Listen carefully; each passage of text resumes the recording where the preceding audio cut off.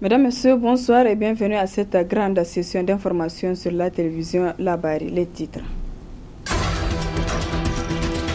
Le verdict du procès a référé à la cour d'appel de Zander relativement à la tenue du conseil du MNSD Nassara le 2 août dernier à Zander est tombée. La cour d'appel a déclaré irrécevable l'action de Albada Abouba et autres.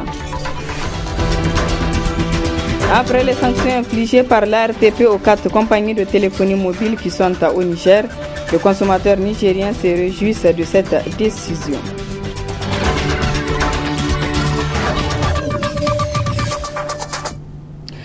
L'Alliance pour la réconciliation, la démocratie et la République a rendu publique cet après-midi une déclaration. Elle est relative à la situation sociopolitique qui prévaut dans notre pays. Plusieurs points ont été développés par l'ARDR, dont la mise à la disposition à la justice du président de l'Assemblée nationale, Hama Amadou. Un extrait de la déclaration avec Hussein Salatou, il est le porte-parole de l'ARDR. Rendons grâce à Dieu, le Tout-Puissant et le Tout-Miséricordieux, qui a permis au président Hama Amadou d'avoir l'inspiration et l'intuition digne des grands hommes d'État qui lui ont permis de se retirer momentanément du territoire nigérien.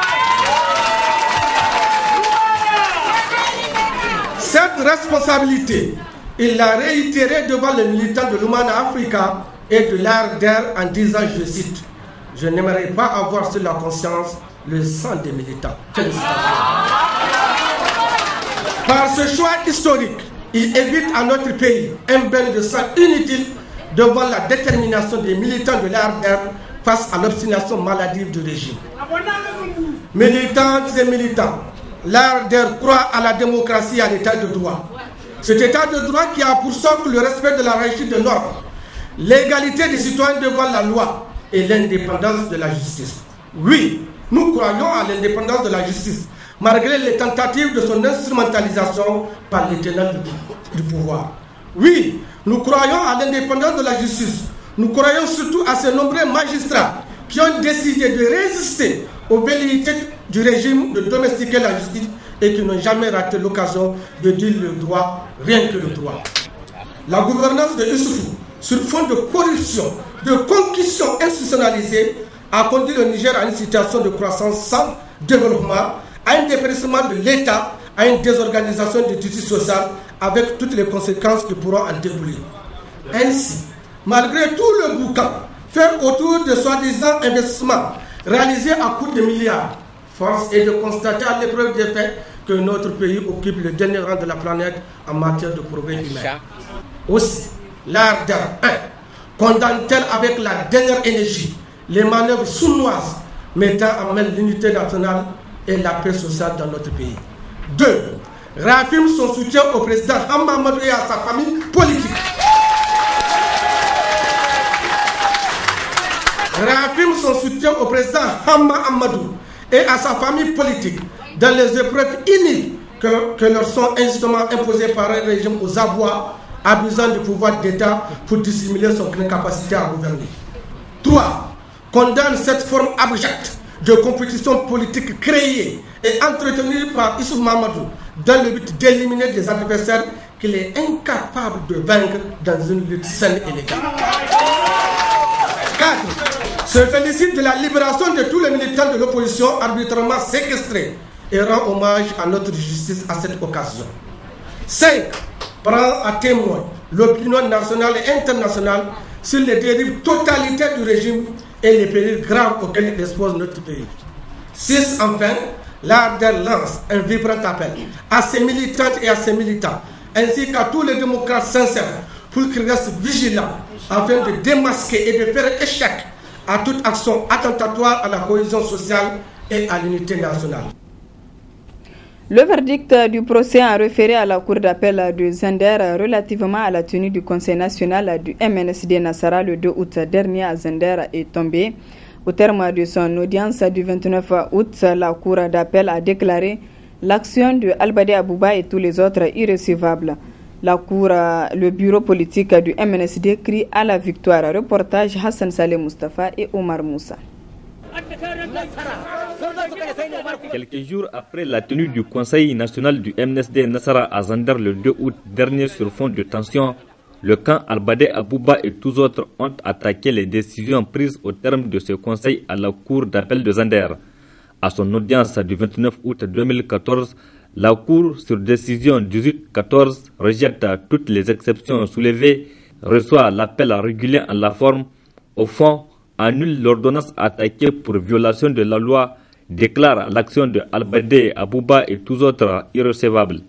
Le bureau politique salue cette décision de la justice. La cour d'appel de Zander donc a annulé la précédente ordonnance et a dit qu'il n'y a pas lieu de référer, c'est-à-dire donc que les décisions, les résolutions du Conseil national restent valables et donc a donné raison au MNSD Nassara dans cette étape donc du feuilleton judiciaire que les sieurs Albadé et ses amis ont voulu intenter contre le MNSD Nassara. Donc, nous disons aux militantes et militants et sympathisants que le MNSD, depuis que ce feuilleton a commencé, a toujours eu raison. Et nous savons qu'ils vont continuer. Mais nous sommes confiants et nous irons jusqu'au bout. Et c'est pour ça, au nom du président du parti, je demande aux militantes, aux militants de continuer les activités du parti, donc en vue, n'est-ce pas, du congrès qui a été convoqué pour le 29 et 30 novembre 2014 à Niamey. Contacté au téléphone, Lel Albadé Abouba a promis de réagir à travers son avocat. Depuis la décision du bureau politique national du MNSD Nassara d'exclure 9 membres du parti le 30 février 2014, c'est la énième fois que le décan se retrouve devant le juge. Le délibéré du procès à fond du MNSD Nassara tenu le 23 juillet dernier est attendu en septembre prochain. Ayouba Moussa, c'est le nom du nouveau maire central de la ville de Maradi. Il a été élu ce samedi avec 10 voix sur les 19 conseillers que compte la ville de Maradi. Il succède ainsi à Kass Mokhtar, révoqué par le gouvernement. Retour sur le vote de ce matin avec un des conseillers joint au téléphone par Hassan Saleh Mustafa. Le maire a été directement élu avec 10 voix. Il y a le deuxième candidat qui a 8 et le troisième a 1 voix. Comment vous avez apprécié le déroulement de ces élections? D'une façon globale, ça s'est très bien déroulé. Maintenant, des questions de détails sur lesquels peut-être plus tard on peut revenir. Mais sinon, dans l'ensemble, ça s'est fait un truc public. Et le résultat n'a pas été contesté? Il n'y a pas eu de contestation spécifique. Maintenant, peut-être après, il peut y avoir des recours, c'est pas exclu. Le maire élu, il est de quelle formation? Vraiment, c'est produit. Il était RSD. Le RSD a présenté un autre candidat. Lui, il s'est quand même entêté à aller aux élections avec la grande majorité. Maintenant, s'il y a des recours plus tard, peut-être, mais sinon, c'est fait. Il y en a 19 conseils de ville, c'est eux, le collège électoral. Les associations de défense des droits des consommateurs réagissent suite à la décision de l'autorité de régulation des télécommunications et de la poste de sévir contre 4 opérateurs de téléphonie mobile au Niger. Pour ces associations, la décision est salutaire, mais elles pensent que la RTP doit être rigoureuse davantage dans l'application des textes pour le bonheur des consommateurs nigériens. Le reportage est signé Adam Soumana et Ibrahim Abdou. Conformément à sa mission de contrôle sur la réglementation en vigueur dans les secteurs de télécommunications et de la poste, la RTP a sévi contre 4 opérateurs de téléphonie mobile pour non-respect de la tarification affichée à destination de l'international. Ce sont plus de 5 milliards de francs CFA que l'autorité de régulation a sommé les opérateurs à verser comme amende à la satisfaction des associations de défense des droits des consommateurs. Le secteur de télécommunications est géré par des textes. Il faut les appliquer et tous les opérateurs ont ce qu'on appelle un cahier de charges dont ils sont obligés de respecter. Et là, vraiment, nous félicitons la RTP pour avoir bien travaillé Et nous les rappelons encore de faire davantage et de revoir encore qu'il y ait vraiment une symbiose entre toutes les parties pour que les télécoms au Niger soient vraiment abordables à tous et profitables. Au nom des consommateurs, nous les saluons vivement et très sincèrement. Nous estimons que l'initiative qu'a prise la RTP est de procéder à la sanction au cas par cas de ces opérateurs et une initiative à saluer, et nous osons espérer que cette fois-ci cette initiative ne va pas rencontrer encore la complicité de ceux-là qui ont essayé de travestir les premières tentatives de sanctions. Cependant, ces associations déplorent le fait que l'ARTP n'ait pas touché le véritable nœud du problème dans ce secteur. Notre surprise fut grande quand nous avons tout simplement appris qu'il ne s'agissait que du côté tarifaire que l'ARTP avait sanctionné. Le médiateur avait même interpellé le DG de l'ARTP et nous sommes surpris de ne pas voir à ce niveau qu'il n'y a pas de sanctions techniques, puisqu'ils disent qu'il y a des problèmes techniques, il y a la mauvaise qualité. Normalement, la sanction aussi devrait suivre. Cette fois-ci, c'est juste sur la tarification que les opérateurs ont sanctionné, que le régulateur a sanctionné. Et donc demain, nous l'attendons sur les prestations de services et sur les autres désagréments que nous vivons. En 2006 déjà, au niveau du Bénin, on a obligé les opérateurs de téléphonie là-bas à payer 30 milliards pour obtenir la licence pour 5 ans. Et nous ici, on va accorder une licence et pour 15 ans pour des minables sommes de 34 milliards. C'est quoi 34 milliards? Nombreux sont les consommateurs qui craignent à présent une répercussion de ces sanctions, mais les associations tiennent à les rassurer en ce sens. L'essentiel, c'est d'avoir la preuve matérielle que vous avez été victime d'une escroquerie. Là, si vous avez les preuves, il n'y a pas de problème. Mais l'ARTP est là avec leur équipement, avec leur ingénieur pour contrôler. Si les opérateurs tentent quoi que ce soit, l'ARTP est là pour cogner. Ça, c'est pas un problème. Ils peuvent toujours tenter d'initier des manœuvres pour tricher et voler les consommateurs, mais il appartient à nous tous d'être vigilants. À nous tous, dès que nous voyons quelque chose de nouveau, dès que nous constatons qu'il y a quelque chose de différent dans la manière de faire, et quand c'est en négatif, nous devons être dans la position vite de nous alerter les uns les autres pour que nous voyons ce qu'il y a lieu de faire immédiatement et protéger ce faisant tous les consommateurs. Ainsi, il appartient désormais à l'ensemble des consommateurs d'œuvrer pour faire prévaloir leurs droits et aux autorités nigériennes de faire respecter les lois et règlements du pays, surtout à ces sociétés qui se croient tout permis. Mieux encadrer les futurs pèlerins sur les conduites à tenir en Terre Sainte pour bien accomplir les différents rites, tel est l'objectif visé à travers ces séries de sensibilisation organisées par l'agence Al-Iza. Le reportage de Biba Dangoringo et Sadoudoumi.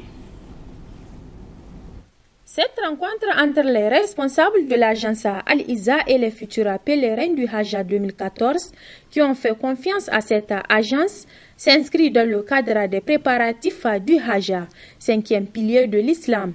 Il s'agissait pour l'agence Al-Iza de mieux encadrer les futurs pèlerins sur les attitudes à tenir en Terre Sainte pour mieux accomplir les différents rites.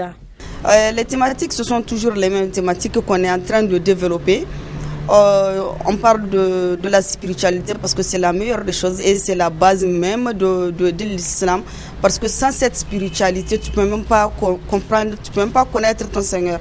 Alors que si tu cherches à comprendre et connaître ton Seigneur, comprendre ta religion, il faut cette spiritualité-là. Donc on n'a pas arrêté cette thématique, on a toujours continué avec la spiritualité. C'est d'ailleurs avec la spiritualité qu'on commence. Et après, on fait la thématique hygiène et comportement du pèlerin. Cette matinée, on est en train même de faire la synthèse. Parce que tout ce que je viens de vous citer là, y compris les rituels, y compris tous les rites qu'il faut accomplir en Terre Sainte d'Arabie Saoudite et les invocations, on leur aura appris depuis belle lurette et ils les ont maîtrisés. Et en synthèse, vous voyez, aujourd'hui, on est même déchargé parce que nous ne sommes pas en train de donner. Par contre, nous sommes en train de recevoir des pèlerins. C'est eux-mêmes qui nous enseignent maintenant, si je peux le dire, c'est eux-mêmes qui nous enseignent comment pratiquer les rites de la Umrah, le petit pèlerinage, ou bien les rites du Hajj, le grand pèlerinage. Les futurs pèlerins expriment leur joie et satisfaction à travers ces séries de sensibilisation très utiles pour eux. On a retenu l'essentiel sur le Umrah et le Hajj. On sait les choses qui sont très importantes qu'on doit faire pendant le Umrah, pendant le Hajj, et les choses qu'il faut éviter. Parce que je ne vous cache pas, au début, quand on m'a dit une formation sur le Hajj, je me posais la question, parce que je n'ai jamais entendu qu'il faut faire une formation pour aller à la Mecque. Je ne savais pas. Mais quand j'ai commencé à aller, je me suis dit que même si tu ne vas pas à la Mecque, il faut aller suivre la formation. C'est très important. Ils nous ont fait des séances vidéo pour nous montrer la pratique même du Hajj. Comment est-ce qu'on doit pratiquer le Hajj. Et ils nous ont appris des versets qu'on doit lire, arriver là-bas. Le comportement, notre comportement d'ici, avant même d'aller à la Mecque, le comportement que le pèlerin doit adopter et le comportement qu'on doit adopter aussi, arriver aussi là-bas à la Mecque. Vraiment, avec ces séances de formation, on a appris beaucoup de choses. Pour celui qui va à la Mecque pour la première fois, il a besoin vraiment de cette formation. C'est très important pour un pèlerin. Il doit vraiment s'y mettre pour bien apprendre comment ça se passe. Comprendre les rites du Hajj avant d'être à la Mecque, c'est une bonne chose pour tout pèlerin afin de réussir un Hajj Mabrouk. Clôture hier après-midi au palais de congrès de la semaine des scolaires nigériens organisée du 26 au 29 août. Une semaine placée sous le thème « Rôle du scolaire nigérien dans la consolidation de la paix et de l'unité nationale pour un développement socio-économique, politique et culturel ». Le compte-rendu de Ibrahim Abdou et Nasser Dantouf. C'est par une soirée culturelle riche en chansons, poèmes, karaoké et danses traditionnelles qu'a pris fin hier soir au Palais des Congrès la semaine des scolaires nigériens, placée sous le thème « Rôle du scolaire nigérien dans la consolidation de la paix et de l'unité nationale pour un développement socio-économique, politique et culturel ». L'Union des scolaires du Niger s'est dit satisfaite. Cette semaine, au cours de laquelle plusieurs thématiques ont fait l'objet de débats. Au niveau du siège du Sénat, dans les nuits culturelles, les messages de paix ont été véhiculés. Nous souhaitions à ce que les camarades qui ont participé à cette semaine puissent être les ambassadeurs du comité directeur à l'intérieur du pays, afin que désormais nous puissions effectivement nous inscrire dans la logique de défendre les intérêts de nos militants et aussi protéger les biens publics et privés de notre pays. Nous devrons, à travers cette semaine, comprendre que l'avenir de ces pays sera à notre charge. Nous devrons comprendre qu'à travers cette semaine, nous devrons nous préparer conséquemment pour la gestion de ces pays.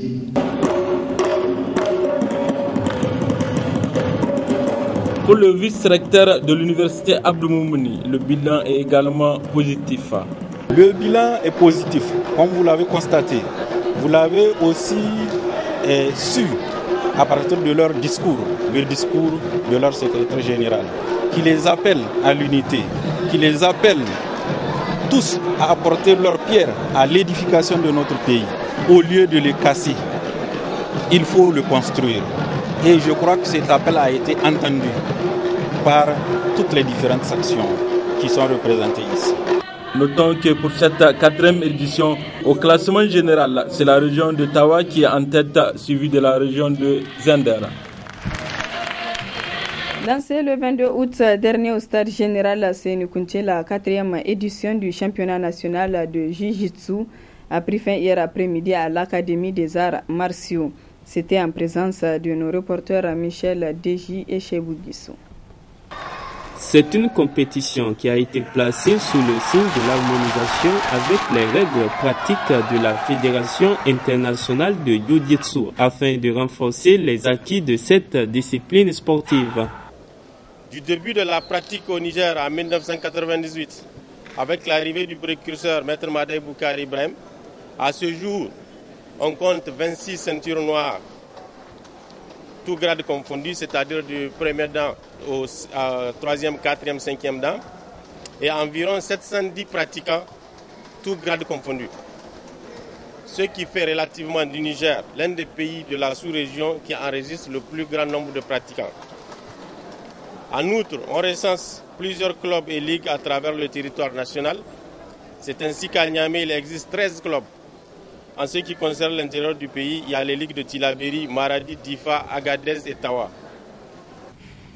Au terme des phases finales de ce championnat national, plusieurs clubs ont été récompensés à travers 5 catégories, à savoir le duo système enfant, le duo système homme, le duo système mixte, le fighting system et le jiu-jitsu traditionnel. Je suis très fier, je suis très content. Et puis, ça, de toutes les façons, c'est un jeu pour moi. Et c'est un fair play. C'est très bien parce que ça renforce d'abord les liens d'amitié entre nous, entre les différents clubs. Ça nous permet de nous connaître. Et puis ça nous permet aussi de changer de techniques entre nous. Vraiment, je suis très content de tout le monde, surtout de mes parents, de mes maîtres, et sans oublier aussi le précurseur Maître Ibrahim, qui aujourd'hui vraiment ne ménage aucun effort pour tous les élèves du Jiu-Jitsu, jusqu'à ceux qui ont quitté le Jiu-Jitsu. Et il fait des appels par-ci, par-là, et vraiment mes émotions vont partout. En marge à ce championnat national, plusieurs séries de démonstrations ont été par ailleurs organisées afin de continuer à faire découvrir cette discipline sportive au public. Le Niger va accueillir en février 2015 la Coupe d'Afrique des Nations de football CAN des cadets. C'est dans cette perspective qu'une mission séjourne au Niger. Une mission d'inspection qui vise à faire le point sur le dispositif organisationnel mis en place par le Niger. Le compte-rendu de Ibrahim Tikire et Halidou Bourema. Pour son deuxième passage en 4 mois dans notre pays, la Confédération africaine de football, la CAF, veut voir plus clair dans la machine organisationnelle de la Coupe d'Afrique des Nations des cadets de football Niger 2015.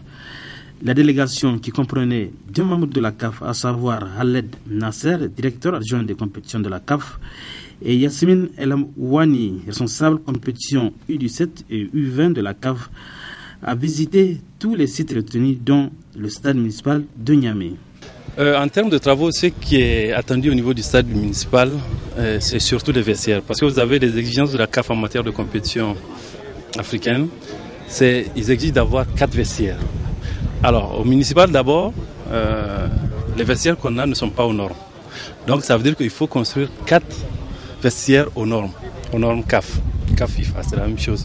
Donc, il y a 4 vestiaires, 2 vestiaires pour les arbitres, un bureau pour le commissaire au match, une salle antidopage. Ça, c'est ce qu'il faut comme travaux à faire. En plus, au niveau de l'éclairage, la CAF exige d'avoir un éclairage de 1200 lux au sol. C'est-à-dire sur le ballon, on doit avoir 1200 lux, alors qu'ici, nous sommes entre 500 et 600. Même au stade Saint-Nicolas, nous avons 900 et quelques. Mais c'est pas compliqué, il faut commander des nouveaux spots pour avoir la luminosité escomptée. À 5 mois de la réception des ouvrages, le Niger n'a posé aucun acte pour le début des travaux au niveau du stade municipal. Une situation inquiétante. Toutefois, l'optimisme est dans le cœur des membres du comité national d'organisation. Je pense que si on a une entreprise, parce que la difficulté c'est surtout avoir une entreprise, on ne court pas les rues, mais si on a une entreprise très très compétitive, le béton en 2-3 mois, on peut le finir. Donc moi je pense que jusqu'à cette date encore c'est possible, mais à condition qu'on commence les travaux. Tout comme le stade municipal, le stade Jean-Séné Kounté, le centre technique de la FENIFOOT ont reçu la visite d'inspection de la CAF. Une menace plane sur la tenue de la CAN des cadets qui aura lieu en février 2015 au Niger. La balle est désormais dans le camp des plus hautes autorités de notre pays qui doivent rectifier le tir.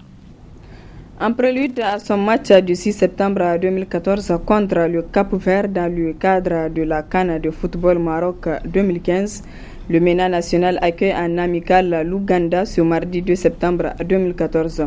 À cette occasion, le sélectionneur du MENA, Gernot Rohr, a animé ce matin une conférence de presse. Dans l'extrait qui va suivre, Gernot Rohr livre la liste des 26 présélectionnés. On l'écoute. Cette liste qui comporte beaucoup de jeunes joueurs, des jeunes joueurs qui sont par exemple Zakari, que nous avons vu la première fois en Ukraine, qui sont aussi bien sûr Ali Mohamed, Balé également, qui a marqué d'ailleurs dans notre dernier match un joli but. Nous avons toujours Soumela, bien sûr, qui est en France en train de signer dans un club français. Houtmanou, Aziz, que nous avons pris également comme jeune joueur, avec son pied gauche, qui peut jouer à plusieurs postes. Cissé, qui est avec son club, d'ailleurs, en demi-finale, maintenant finaliste de la Coupe de Confédération, ainsi que Camilou, d'ailleurs. Moutari, qui a changé de club, qui est en Russie maintenant. Et Nasser et Ago, qui sont également de jeunes joueurs. Donc ça fait une moyenne d'âge de 24 ans. Et c'est beaucoup moins que, par exemple, la dernière CAN, où on était à 28 et demi. Donc on a tenu à rajeunir le groupe. Le groupe qui est là, c'est-à-dire ces 15 joueurs locaux, a fait un gros travail physique, puisque depuis le début du mois de juillet, il n'y a pas de match de championnat. Donc ces joueurs-là manquent un peu de compétition, que nous avons essayé de compenser avec des entraînements et des oppositions entre nous pour leur permettre de jouer et de bien se préparer sur le plan physique. Les autres, les 11 qui vont arriver, sont des joueurs qui ont repris le travail avec leur club réciproque et qui ont commencé leur championnat. Donc, ils sont dans une autre disposition physique que ceux qui sont là. Donc, on va mettre l'accent sur un travail tout de suite de cohésion, également de jeu collectif pour pouvoir, dans un premier match, mardi après-midi à 17h contre Ouganda, et évidemment après le match du samedi contre le Cap-Vert, et le deuxième match mercredi après au Mozambique, présenter une équipe capable de faire des bons matchs et des bons résultats. Aux commandes du MENA depuis 2 ans, Gernot Rohr accuse 10 mois d'arriérés de salaire, une situation incompréhensible qui n'a pas découragé le technicien franco-allemand. Retrouvons le technicien du MENA, Gernot Rohr. Je n'ai pas encore touché les 10 mois d'arriérés, ni le 11e mois qui arrive à sa fin maintenant. Donc ça, c'est la première réponse. L'argent n'est pas arrivé. Deuxième réponse, la prolongation sur les 3 mois, oui. Verbalement, je suis un homme de parole, j'ai donné ma parole, j'ai accepté la proposition de la FENIFOOT de continuer pour les qualifications pendant 3 mois, en faisant des concessions financières importantes. La moitié. Ensuite, si on se qualifie pour la CAN, on prolonge de 2 mois. Et tout ça, c'est verbal, mais j'ai face à des gens d'honneur, comme je me considère également, et je leur fais confiance en ce qui concerne le retard des salaires également, sachant qu'à ce jour, ce matin, rien n'est arrivé encore sur mon compte. On est conscient de l'importance du premier match, sachant que ce n'est pas un match aller-retour seulement, ce sont des matchs de poule. À l'époque, le Niger avait gagné tous ses matchs à domicile, mais il avait perdu tous ses matchs à l'extérieur. Et c'était presque miraculeux de se qualifier quand même, sans faire aucun, je crois même pas marquer un but à l'extérieur. Donc c'était exceptionnel. Il fallait un concours de circonstances, un calcul très très spécial, spécifique pour pouvoir se qualifier. On sait qu'on n'est pas favori dans ce groupe. Les favoris sont la Zambie et le Cap-Vert. J'ai visionné le Cap-Vert, c'est une très bonne équipe. Très très bonne équipe. Et ils ont fait un match nul. Ils auraient dû gagner. Et c'est vraiment le très haut niveau. On est conscient que ça va être difficile. Mais lorsque le challenge est difficile, il est excitant. Une équipe qui, depuis les derniers matchs qui ont tous été effectués à l'extérieur, a fait de bonnes prestations. Nous sommes conscients qu'on a un déficit de préparation par rapport aux autres, qui ont fait des matchs, plus de stages, plus de joueurs professionnels, etc. Mais tout est possible parce qu'on y croit et que nous avons une équipe jeune qui a fait de belles promesses dans les derniers matchs. Sur ce, s'achève ce journal. Merci à vous de l'avoir suivi et très bonne soirée en compagnie des programmes de la télévision Labari.